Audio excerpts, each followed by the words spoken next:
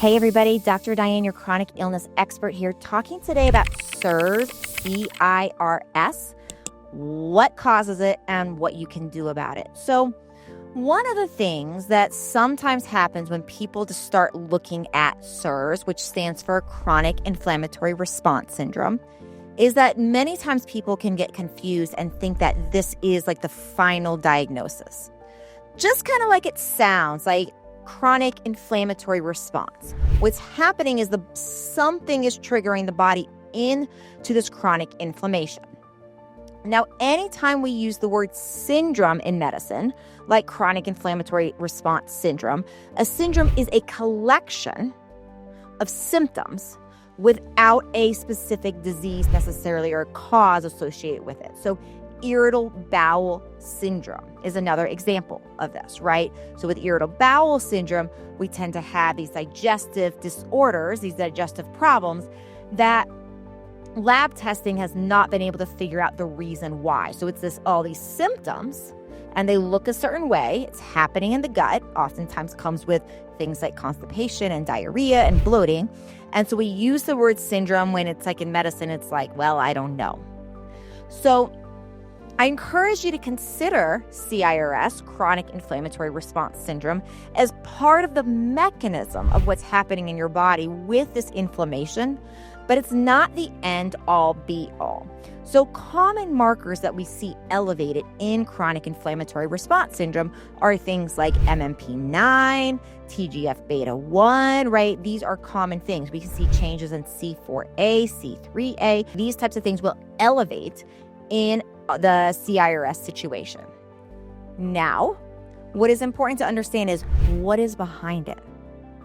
What is that root cause? What are those root causes? And anybody that has this chronic inflammatory scenario, there are probably more than one root cause. So this is where we get into our toxins. This is where we get into our stealth pathogens.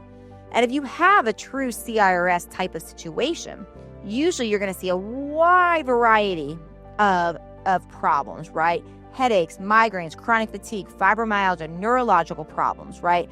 POTS, on and on and on and on, because the body's so inflamed. And so in these scenarios, another problem people can get into is finding one root cause, right? Figuring out like, oh my gosh, I have chronic EBV, for example. I talked about EBV in the last video. And when we have chronic, these chronic situations and we find a root cause, it's so easy to latch onto that root cause and be like, this is what is causing my problem.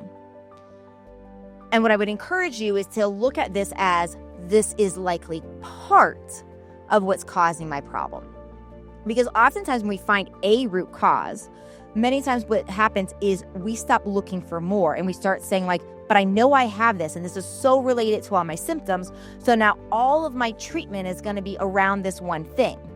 And this is where people can go from person to person, doctor to doctor, looking for the perfect treatment for, in this example, the EBV. And if EBV is positive, and sometimes if it's not positive, it is highly likely it's a piece of the puzzle. But most typically, when we have this widespread inflammation, we have multiple things leading to the inflammatory response. That's why the symptoms are so big. That's why the inflammation response is so big, because we have so many different things in the body, so many different imbalances that are actually triggering that inflammation to occur. So this is where we want to consider Lyme, Bartonella, Babesia, right? We want to consider the Lone Star tick, which can give that meat allergy.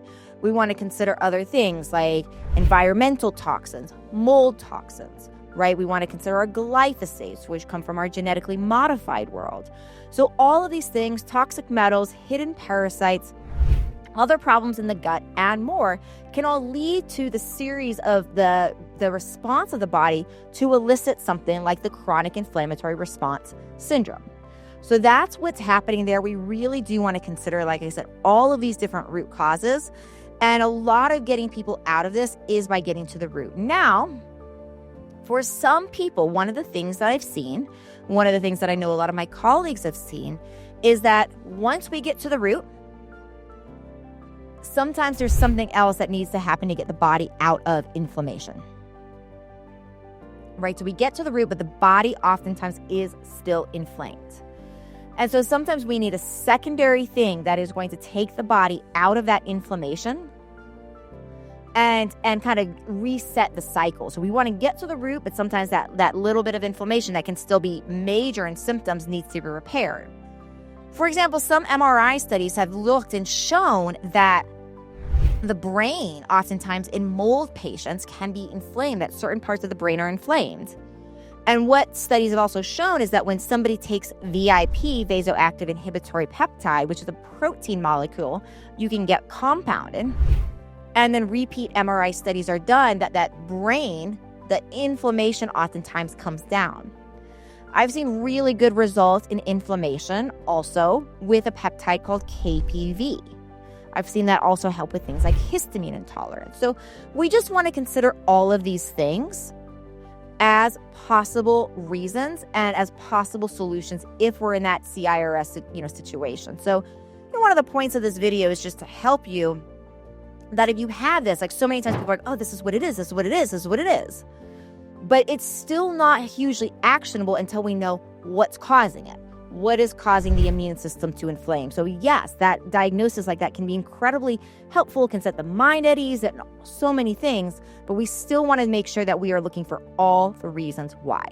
Remember, I can help you, my team can help you. If you need any of that, please do find out how to work with us in the show notes below. I'm Dr. Diane. I'll see you next time.